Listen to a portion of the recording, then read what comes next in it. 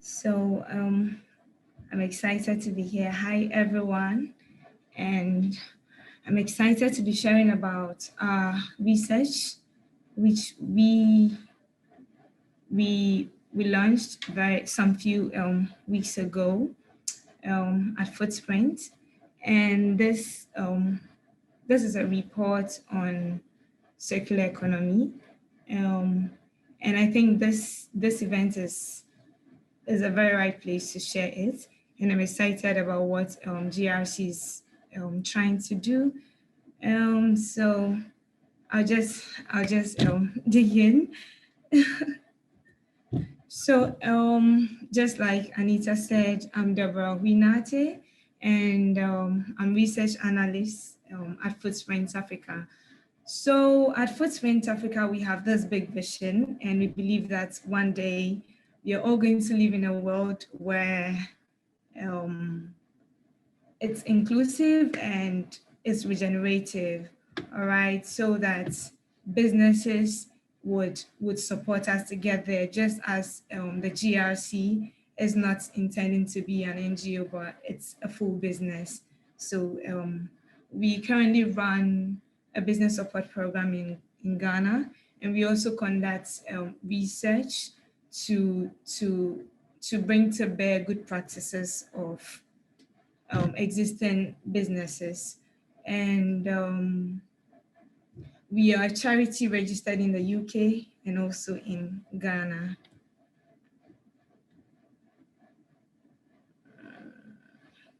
So about our research, the circular economy, our journey in Africa.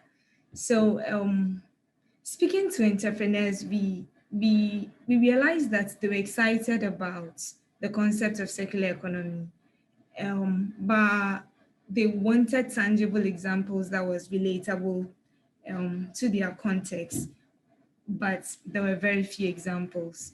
And we at Footprints also wanted to give that platform and to give that global exposure to African circular economy initiatives. We also wanted to influence the global dialogue. We wanted to give that that voice and promote this African story, so that we are telling our story and saying it how we want it to be said. And to do this, we decided to create a bank of African circular economy case studies. And so we designed a framework, and this framework was in the form of a questionnaire. And the questionnaire was designed to fit existing frameworks. Yeah, so we used the questionnaire to collect about 69 cases, and we interviewed 23 entrepreneurs specifically for this report that we launched. Going forward, we have set for ourselves these ambitious targets to collect 500 case studies in all and have that bank of 500 cases. So this is huge. Would like to invite anyone who is interested in collaborating or partnering with us to get our report, and you can contact us. You can also share any case study you've heard of as I present. You can share in the chat, and I'm sure we'll just pick it off, and yeah, we can get on. So this is the framework which we use to assess case studies. We use to assess the circular strategy of the cases that were presented to us. All right, so I'd like to share with us the key insights, or some of the key insights that our reports presented or discussed. And we do not intend to say that these insights represent what is happening in the whole of Africa, because this report was our initial, or is our initial project on circular economy. So, interesting enough, we noticed a focus on waste over design. Well, we didn't try to overanalyze this, but we grouped the cases that we received into under three groups, and we realized that most of the entrepreneurs or most of the businesses were using waste as their inputs or as materials for their production. So you can see the bio waste to compost, bio waste to feed. So we saw a lot of waste. So out of the 23 entrepreneurs that we interviewed, 16 of them were using waste to actually produce what they were producing. So example is the compost kitchen you can see in the photo. They use kitchen waste or organic waste to produce vermicompost. We also have the Safisana in Ghana, and they produce clean energy with market waste and sewage. We also can speak of dignified wear, and they produce footwear with waste fabric and waste lorry tile, and the list goes on and on and on.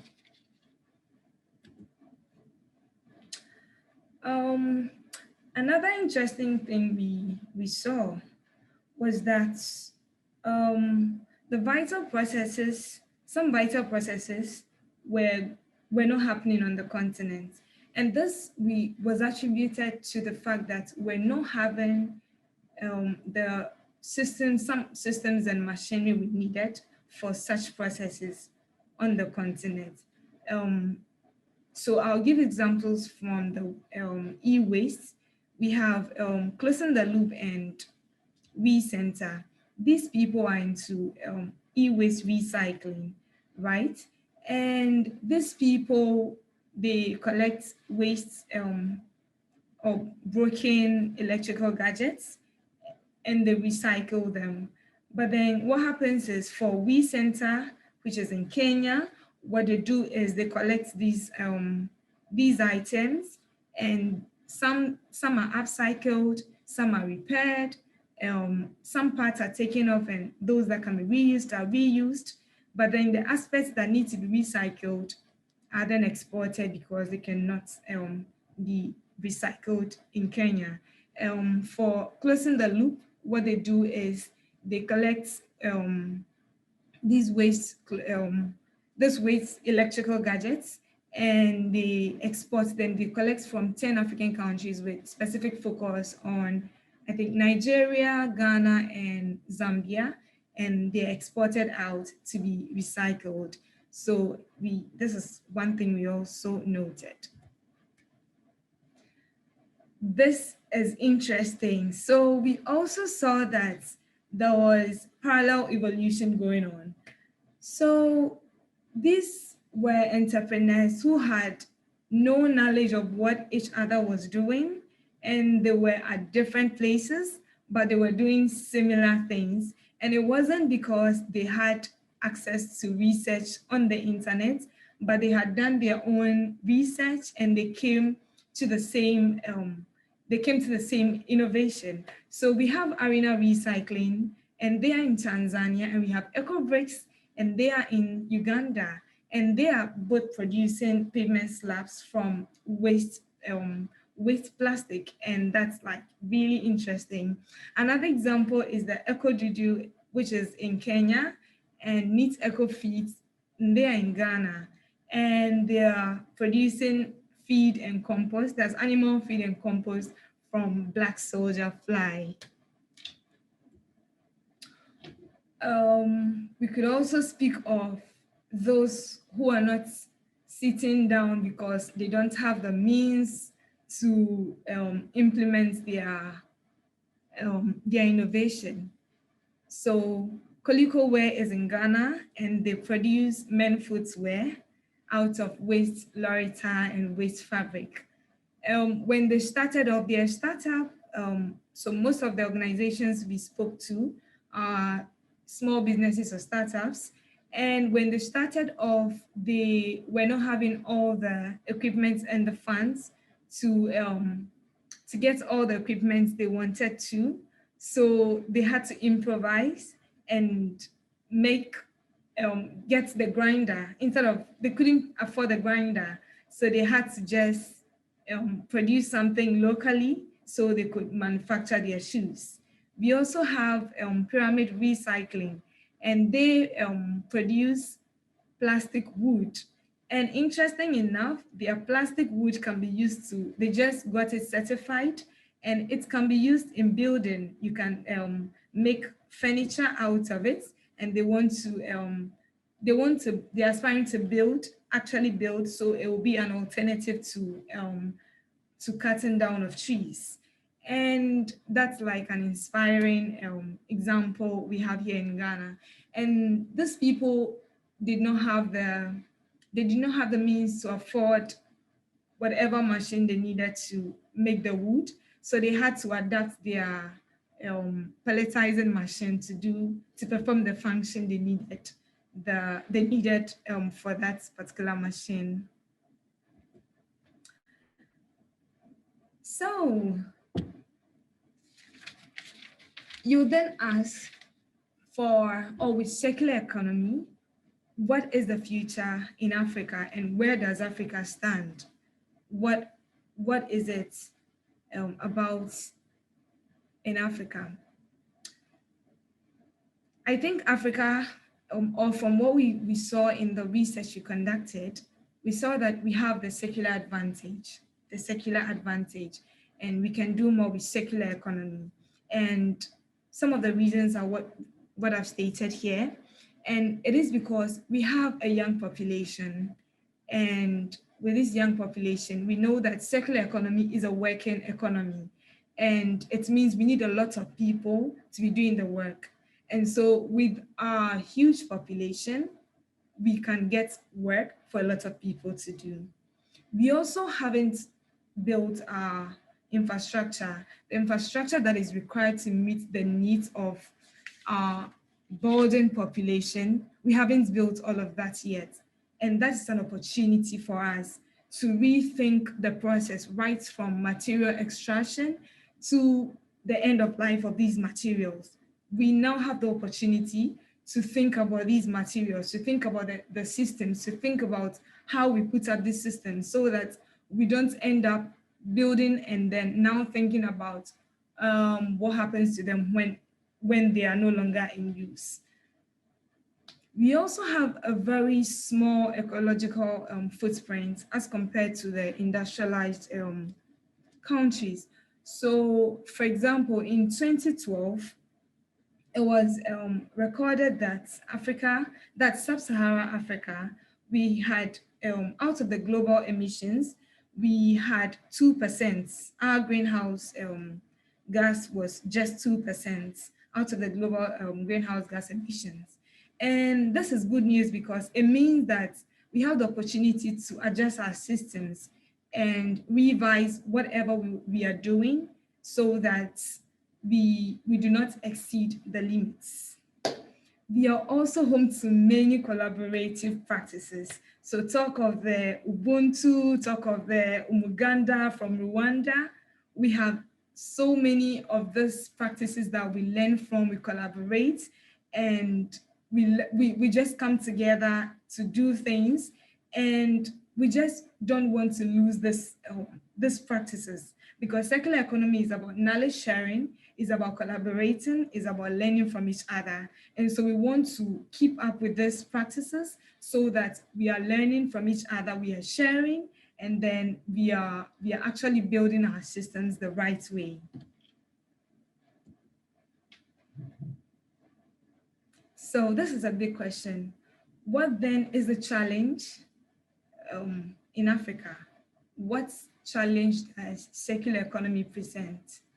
But I would like to quote what Alexander Lemille said, and he is a co-founder of African Circular Economy Network. And according to him, African countries have linear barriers, which are actually advantages in the circular economy. And I totally agree with him. From our previous slide, you'd realize that we have the flexibility to now recreate and redesign our systems. So we don't have those fixed structures. Example is Majijibu. So in Tanzania, we have about 4 million people who don't have access to safe water. Majijibu is trying to solve this problem, and this is what they are doing.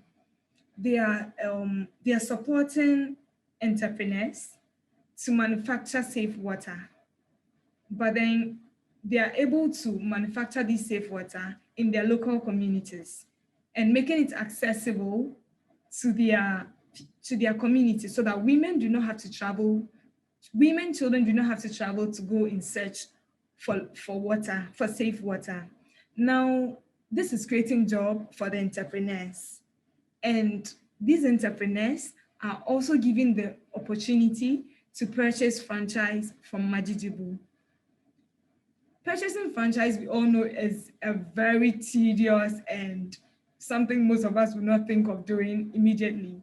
But this is possible because we already don't have the physical systems in place. We don't have that infrastructure in place.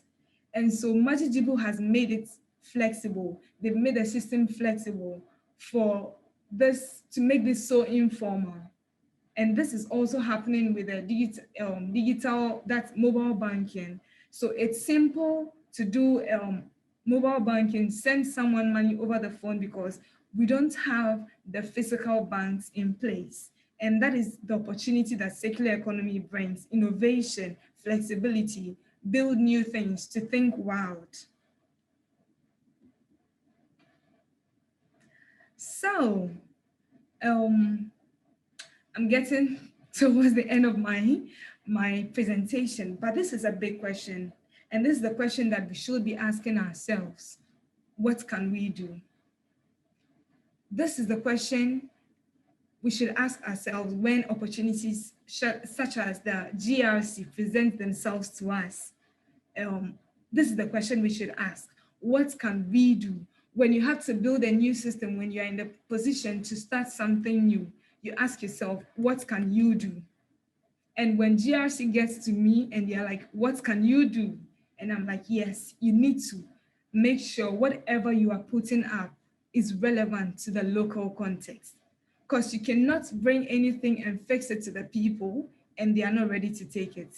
You have to make sure whatever you're putting in place, the people are able to assimilate it and they're able to accept it, because we do not want circular economy initiatives and solutions that in the end, people will just leave them. So first of almost, make sure that the solution is relevant to the local context. And I can't even overemphasize this. Like, I can't emphasize this enough. It has to be relevant, whatever the solution is. Second, you have to identify existing opportunities. I see Anita is on, and that's my cue to be wrapping up. And you have to identify existing opportunities. You also have to apply the circular principles. You cannot ignore them. And learn from existing examples. Now we have so many examples, just like the Bank of Case Studies footprint is creating. We have ASN has a Bank of Case Studies. We have what's the name? Knowledge Hub. They have Bank of Case Studies. We can learn from so many examples. Even the local community where you go to operate, they have case studies around them. They may just not have the platform to be showcased. You can learn from existing examples, and you collaborate where possible. And by all means, you need to start where you are. So before I invite questions, I would like to invite anyone who would like to collaborate or partner with Footprints to just contact us, and you can get to our website. You can contact us if you have any cases you'd like to share. Please do that. You can just drop them in the chat box here. If you have any cases, you can point us in the direction. Please do that, or you can just get a questionnaire and you can share your cases. You can also, you can get all the materials you need. I'll share some in the chat and you can get access to them. But then before I leave, I would share this wild example about what we can do, which I nearly forgot. So imagine GRC goes to design and they come to Ghana, but we have pyramid recycling that is producing the plastic wood. And so to build, we use the wood from pyramid recycling to build. Of course, after analyzing how strong that wood is, and we build our communities with this plastic wood. We could also train young people from that local community to build with those plastic wood, and that would be job opportunities for them. And so in their communities, they could build local estates where they are building with this plastic wood. We have Safisana that produces clean energy in Ghana from sewage. And so sewage from either the GRC or from these local estates, the sewage is used in producing the clean energy the center or the houses are using. And the organic waste from these houses are used in producing compost which is used in gardening for those homes. So this is how we need to think. And these are some examples. So we need to think about examples around us to develop solutions around us. So if you also think of any of such examples, please share in the folder, please share in the chat. Any example wherever you are, kindly share in the chat. You can also link up on the questionnaire and would be grateful to have that. So questions, and I think that's all. Thank you. Thank you, Deborah, so much for your very insightful presentation. I didn't even notice that we're already over time, but it's really irrelevant at this point. I also saw throughout the entire time, I just saw Elizabeth's excitement and her big smile on her face when you were talking. So I think that was a brilliant presentation. And we were going to go on to the questions. And I think we do have a question. The first question is from Tanaka. So Tanaka, you can unmute yourself and you're more than welcome to ask a question.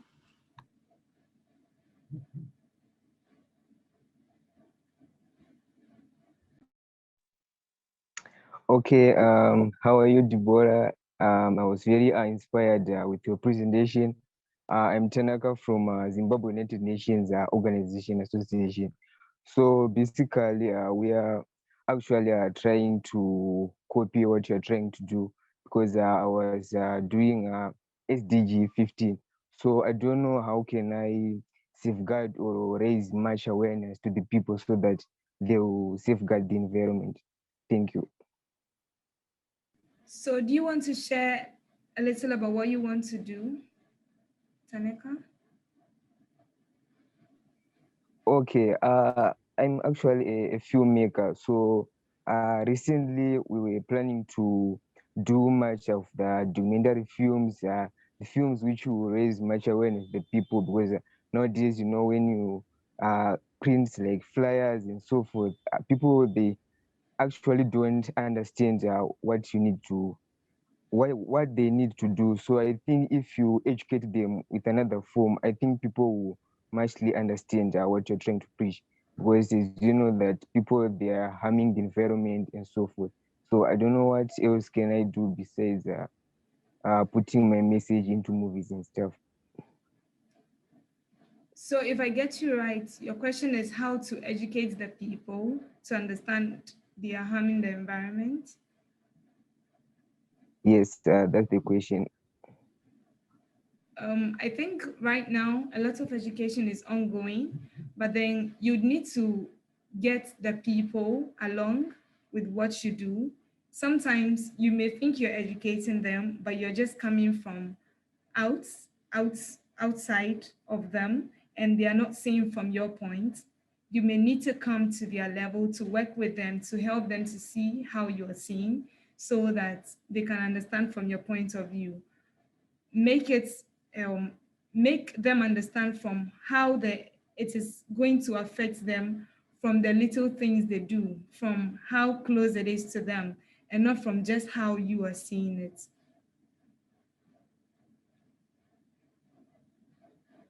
I don't know if you're getting me.